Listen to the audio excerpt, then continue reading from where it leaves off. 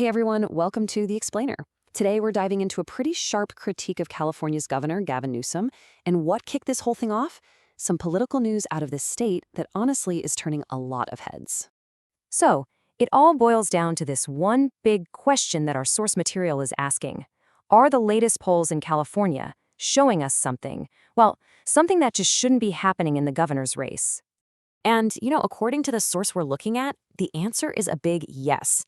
The polling data they're pointing to shows two Republican challengers, Steve Hilton and Chad Bianco, actually leading the pack. Now, for a state as famously blue as California, that's the kind of thing that makes you sit up and pay attention. All right, so here's how we're going to break this down. We'll start with this political surprise, then look at the man who this critique says is at the center of it all.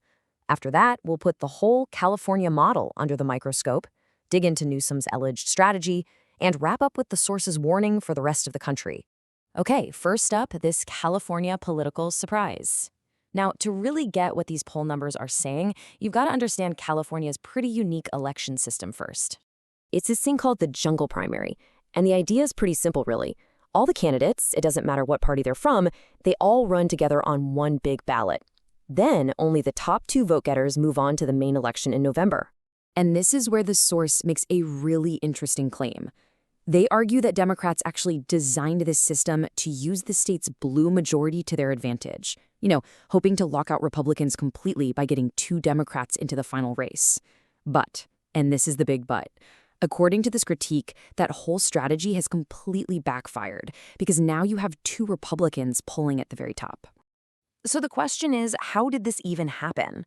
Well, the source we're examining frames this whole political situation as a direct consequence of the leadership of one person, Governor Gavin Newsom. And to back this up, they point to his really long career in California politics. I mean, look at this. He started way back around 1996 on the San Francisco Board of Supervisors, then became mayor of the city, then lieutenant governor, and finally governor. We're talking about almost 3 decades holding major public office right there in California. And all of that experience leads to the absolute core argument of this critique, which is summed up perfectly in this quote from the source, Victor Davis Hanson. No one in elected office is more responsible for what California is today. The point they're making is crystal clear. Whether you think the state is a success or a failure, the buck stops with Newsom. Okay, so that brings us to the real meat of the critique. This is where the source starts to lay out its evidence, its list of charges, to argue that the California model under Newsom's watch is, and this is their word, a disaster. So let's just run through the numbers they present. The source claims that California has some of the highest income, sales, and gas taxes in the entire nation. They also point to K-12 school scores being in the bottom 10%. And on top of that, they note that about 300,000 people are packing up and leaving the state every single year. Then the source drops this really powerful statistic to kind of hammer home their point about the state's economy. They claim that 1 out of every 3 Americans receiving public assistance lives in the state of California. 1 in 3. And the critique doesn't stop there. It goes after major state projects and policies. The source alleges that major freeways are still just choked bottlenecks, that the high-speed rail project is billions and billions over budget without even 1 inch of track being laid, and that certain green policies have actually led to horrible forest fires and failed energy projects. Right, so this is the crucial question. If the state's record is as bad as the source is claiming, why on earth would Newsom be thinking about a presidential run? Well, the source has a very specific theory about his political playbook. I mean, it's a fair question, right? How do you run for president on a state record that your critics are calling a disaster?